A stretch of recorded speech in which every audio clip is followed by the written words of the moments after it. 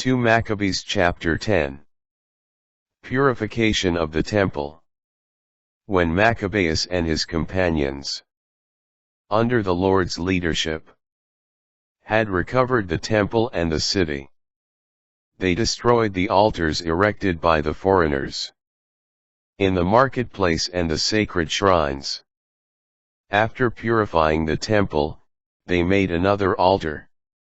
Then, with fire struck from flint, they offered sacrifice for the first time in 2 years, burned incense, and lighted lamps.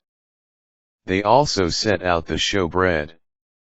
When they had done this, they prostrate themselves and begged the Lord that they might never again fall into such misfortunes, and that if they should sin at any time, he might chastise them with moderation, and not hand them over to blasphemous and barbarous Gentiles.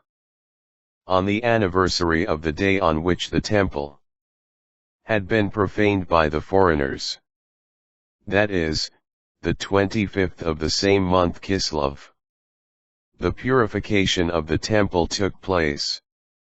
The Jews celebrated joyfully for 8 days, as on the Feast of Booths, remembering how, a little while before, they had spent the Feast of Booths living like wild animals in the mountains and in caves, carrying rods entwined with leaves, beautiful branches and palms. They sang hymns of grateful praise to him who had successfully brought about the purification of his own place. By public decree and vote they prescribed that the whole Jewish nation should celebrate these days every year. Such was the end of Antiochus, surnamed Epiphanes. Renewed persecution. Accession of Antiochus.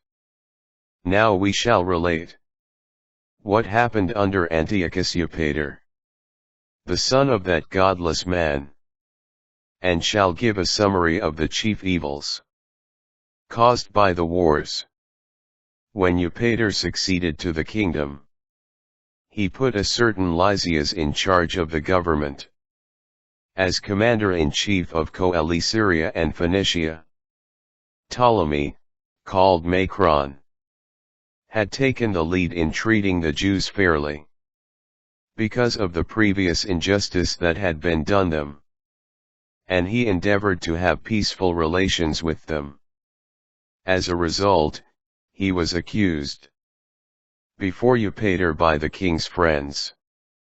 In fact, on all sides he heard himself called a traitor for having abandoned Cyprus, which Philometor had entrusted to him, and for having gone over to Antiochus Epiphanes, since he could not command the respect due to his high office. He ended his life by taking poison. Victory over the Idumeans. When Gorgias became governor of the region, he employed foreign troops and used every opportunity to attack the Jews. At the same time, the Idumeans, who held some strategic strongholds, were harassing the Jews. They welcomed fugitives from Jerusalem and endeavored to continue the war. Maccabeus and his companions, after public prayers asking God to be their ally, moved quickly against the strongholds of the Idumeans. Attacking vigorously, they gained control of the places, drove back all who were fighting on the walls, and cut down those who opposed them, killing no fewer than 20,000. When at least 9,000 took refuge in 2 very strong towers, well equipped to sustain a siege. Maccabeus left Simon and Joseph, along with Zacchaeus and his forces, in sufficient numbers to besiege them, while he himself went off to places where he was more urgently needed. But some of those in Simon's force, who were lovers of money, let themselves be bribed by some of those in the towers. On receiving 70,000 drachmas, they allowed a number of them to escape.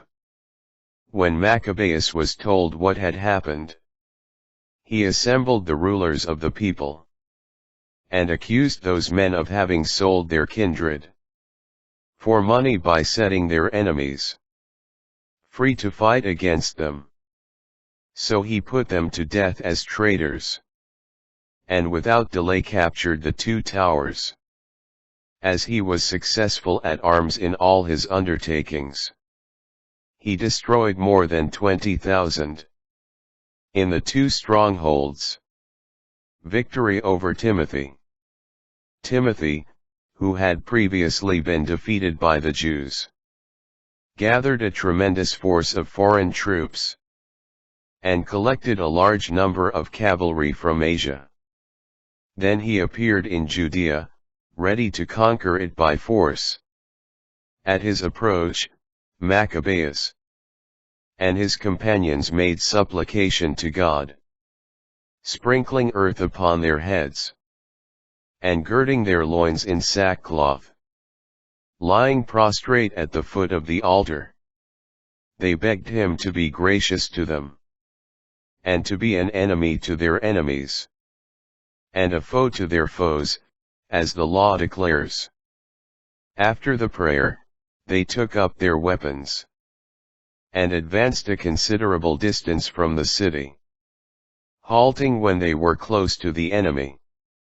As soon as dawn broke, the armies joined battle, the one having as pledge of success and victory not only their valor but also their reliance on the Lord, and the other taking fury as their leader in the fight. In the midst of the fierce battle, there appeared to the enemy 5 majestic men from the heavens riding on golden bridled horses, leading the Jews. They surrounded Maccabeus, and shielding him with their own armor, kept him from being wounded. They shot arrows and hurled thunderbolts at the enemy, who were bewildered and blinded, rooted in utter confusion.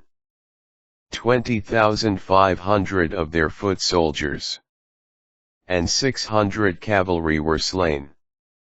Timothy, however, fled to a well-fortified stronghold called Gazara, where Chares was in command.